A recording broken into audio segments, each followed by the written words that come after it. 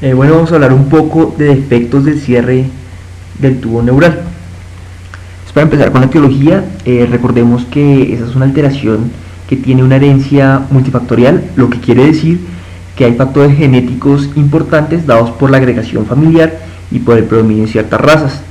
Y también hay factores ambientales, algunos que ya han sido demostrados, tales como medicamentos, entre los que se encuentran el ácido valproico y también la carbamazepina, la hipertermia, por lo que se le debe recomendar a las mamás que durante el embarazo no estén durante mucho tiempo expuestas a sauna. También la hipoxia, la clase social, se ha visto que es más frecuente en clases sociales bajas, ya que está directamente relacionado con el estado nutricional y también con los niveles de ácido fólico. La diabetes gestacional y la rubiola materna también en el primer trimestre del embarazo. Entre las causas, el 10% de los casos está dado por cromosomopatías.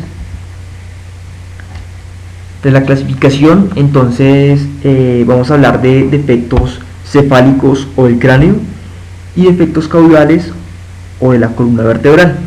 Cuando hablamos de defectos cefálicos, está dado por una falla en el cierre del neuroporo anterior, y cuando estamos hablando de defectos caudales, el que está alterado va a ser el neuroporo posterior. Entre los defectos cefálicos que vamos a hablar, entonces vamos a hablar de la anencefalia, del encefalocele y de la craneorraquisquisis. Y entre los defectos caudales vamos a hablar un poco de espina bífida oculta y de espina bífida quística. Bueno, entonces vamos a empezar con anencefalia. Este es el defecto más frecuente del sistema nervioso central y también es el más severo. Como su nombre lo indica, entonces vamos a encontrar una ausencia del tejido cerebral y de la bóveda craneal. La mayoría de estos pacientes se abortan en el primer trimestre del embarazo, y los que logran sobrevivir van a fallecer entre las primeras 12 a 24 horas. La anencefalia también puede estar asociada a cromosomopatías como el síndrome hepatado que ya vimos anteriormente. Entonces, como vemos aquí en la imagen y hemos hablado, entonces esta se caracteriza por una ausencia completa de huesos craneales, una ausencia completa de cuero cabelludo y un encéfalo que va a estar ausente o rudimentario. Bueno, el encefalocele es una protrusión del contenido encefálico a través del cráneo. Otra forma de llamarlo es craneomeningocele, que es cuando hablamos de una herniación de las meninges como tal, o de un encefalocele verdadero o encefalomeningocele, que es cuando hablamos de una protrusión de las meninges y el encéfalo sin la médula. Está asociado del 20 al 60% de los casos con hidrocefalia. El encefalocele puede tener diferentes tipos. Entonces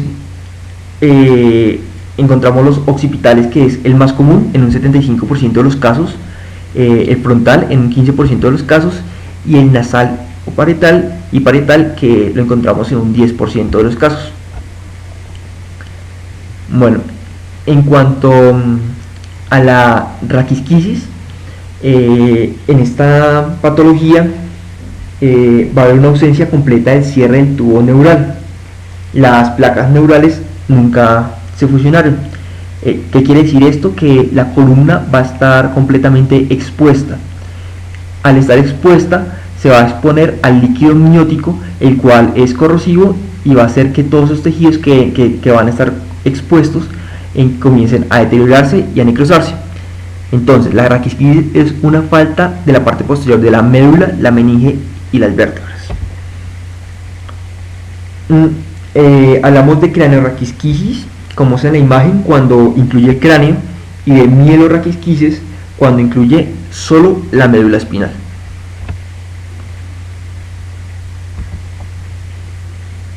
Bueno, para continuar con la espina bífida, se da por la falta de fusión de los arcos vertebrales a nivel de la línea media. Esta es más frecuente a nivel lumbosacro y la podemos clasificar en espina bífida oculta y espina bífida quística. Ya vamos a hablar de cada una de estas.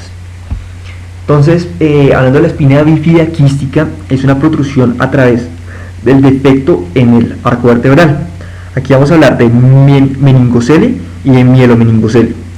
Cuando hablamos de meningocele, hablamos que esa protrusión es de las meninges a través del defecto de la espina.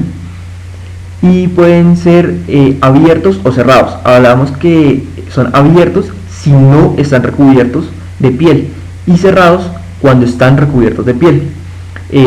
La espina bífida quística se puede diagnosticar desde la etapa intrauterina y se ha visto que son de mejor pronóstico los que están a nivel del sacro. En cambio, los que están a nivel torácico, a nivel lumbar, el pronóstico pues va a depender también de que tanto tejido se encuentre comprometido y de la lesión medular que haya tenido el paciente. En cuanto a los mielomeningoceles, van a tener también una protrusión de la médula espinal por el arco vertebral. Se ha visto que el 90% va a desarrollar hidrocefalia y también esta malformación está asociado a la malformación de Arnold-Chiari tipo 2. Recordemos que la malformación de Arnold-Chiari es la herniación de las amígdalas cerebelosas a través del agujero magnum, y cuando hablamos de tipo 2 es cuando está asociada con esta entidad, con el mielomeningocele. Hablando un poco de la espina bífida oculta, es un defecto a nivel del cuerpo vertebral que no va a comprometer médula espinal ni meninges. Entonces, esta se encuentra en el 10 al 15% de la población general y es la causante del 10% de todas las espinas bífidas. Entonces, como veníamos hablando, entonces, sea por falta de fusión de los arcos vertebrales, no va a haber herniación de meninges ni de médula espinal, y ocasionalmente va a estar relacionada con una fístula de líquido cefalorraquídeo, lo que va a conllevar a meningitis recurrentes. Esta puede darse en los pacientes de forma sintomática o asintomática. Algunos síntomas con los que pueden cursar los pacientes son parestesias en los miembros, debilidad en algunas piernas, escoliosis. Algunas veces esta espina bífida oculta ni siquiera se ve. ¿Cómo podemos sospechar la espina bífida oculta? Entonces, por un seno pilonidal, por un hemangioma, por un lipoma, que hayan hemivértebras, la escoliosis y una fosa sacra. Bueno, entonces aquí tenemos una comparación de las tres. Entonces tenemos la espina bífida oculta y la espina bífida quística, en la cual encontramos el meningocele y el mielomeningocele. Entonces recordemos que en el meningocele hay una protrusión de las meninges únicamente, y en el mielomeningocele también va a haber una protrusión de la médula espinal, mientras que en la espina bífida oculta no hay ninguna protrusión de los dos. Bueno, entonces importante hablar un poco de prevención.